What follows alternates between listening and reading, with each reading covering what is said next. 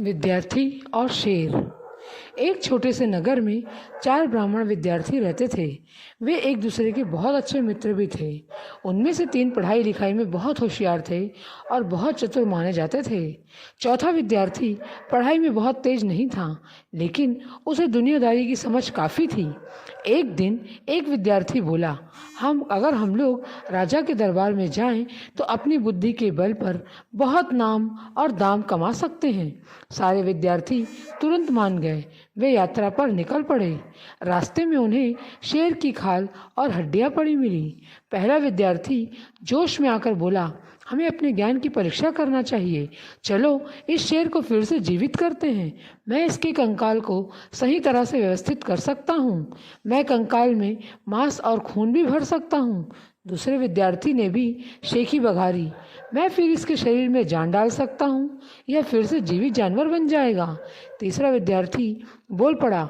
चौथे विद्यार्थी ने कुछ नहीं कहा और तीनों की बातें सुनता रहा।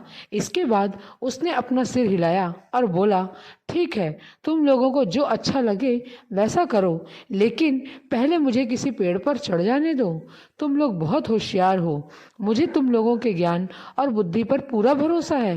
तुम लोग शेर को अवश्य जीवित कर लोगे और जल्द ही यह मरा हुआ शेर जीवित होकर दहाड़ मारने लगेगा। हालांकि मुझे यह विश्वास नहीं है कि तुम लोग इस शेर का स्वभाव भी बदल पाओगे। शेर कभी घास नहीं खा सकता, जैसे मेमना कभी मांस नहीं खा सकता। उसके साथी उसकी बात सुनकर हंस पड़े। तुम डरपोक हो, तुम्हें अपनी जान गंवाने का डर है। शर्म करो। तुम्हें हमारे ज्ञान पर भरोसा है, लेकिन तुम्हें यह नहीं पता कि हम लोग जिस जानवर को जीवित करेंगे वह पूरी तरह हमारे अनुसार ही कार्य करेगा। हम जिस जानवर को जीवन दान देंगे वह भला हमारे ऊपर क्यों हमला करेगा। खैर, तुम चाहते हो तो छिप जाओ और हमारा कमाल देखो। चौथा विद्यार्थी दौड़कर एक पेड़ पर चढ़ गया। उसके सारे मित्र उसे देखकर फिर से हंस पड़े। जब तीसरे विद्यार्थी ने शेर के शरीर में जान डाली तो शेर दहाड़ मारकर उठ बैठा।